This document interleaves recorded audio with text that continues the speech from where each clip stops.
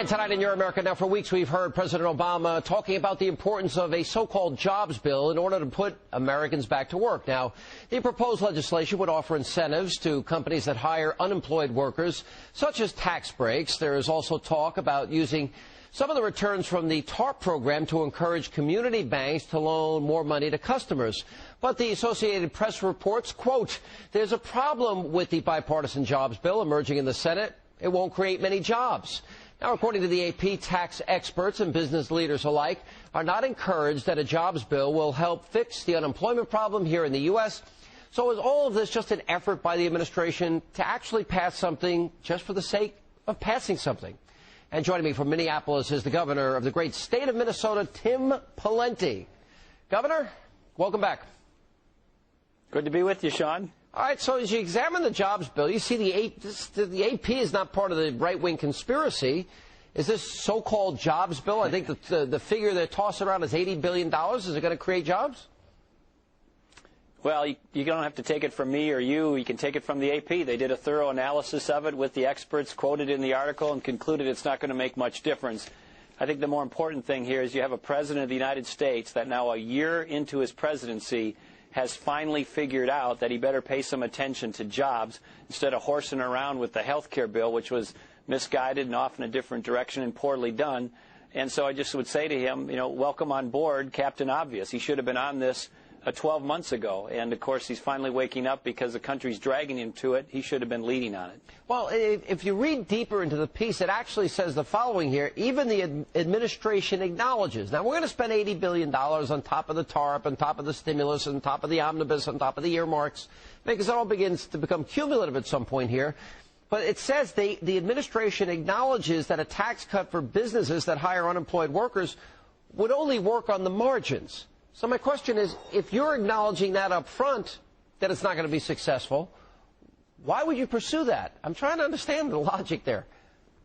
Yeah, well, I don't think they believe in the theory that would actually work, and that is broad-based tax cuts.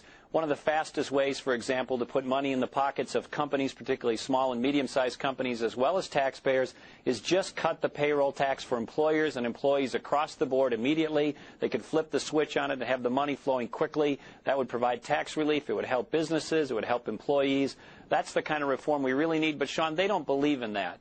They believe in a government that's going to grow. They put some window dressing in the forms of this jobs bill. And then, astonishingly, before the ink is even dry on the bill, Harry Reid announced later today they're not even doing that because the left thought it went too far and they're going to have a smaller bill. So they started out with small ball. Now they got tiny ball. Yeah, did you notice that in the piece the so-called nonpartisan CBO actually concluded that reducing Social Security taxes for companies that add workers would be the most efficient way for the government to create jobs? Not something that's ever really discussed. Would that be something you'd support?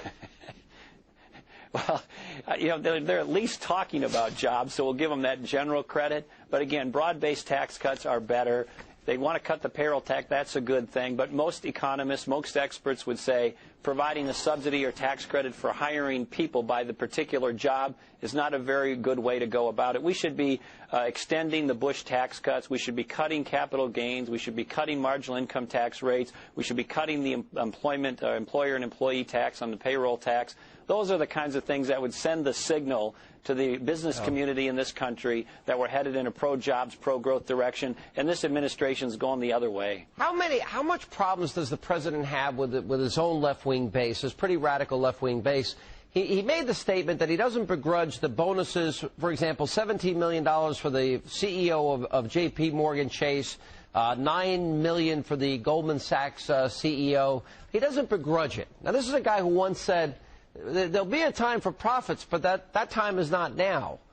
How is it that he has to reach out to the left, or do you think it's that he really believes that profits almost are an evil word?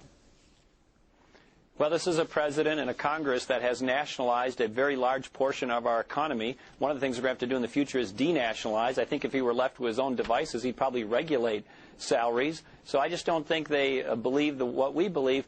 And, Sean, on this issue of the economy and President Obama's approach to it, he has got to come to the conclusion that private sector is a good thing, not a bad thing. The people who can grow jobs in this country are the people who have actually done it. They aren't in the White House. They're not in Congress. They're not in the state legislature. How bad do you think the economy is, and what do you see for the next 2 years?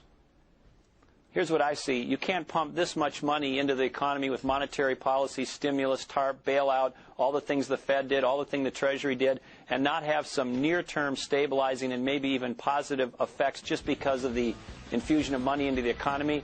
But Katie bar the door in 11 and 12 when that private sector doesn't pick up the slack and you see the return of inflation and this much debt being out of control. Thanks, Governor. Appreciate you being with us.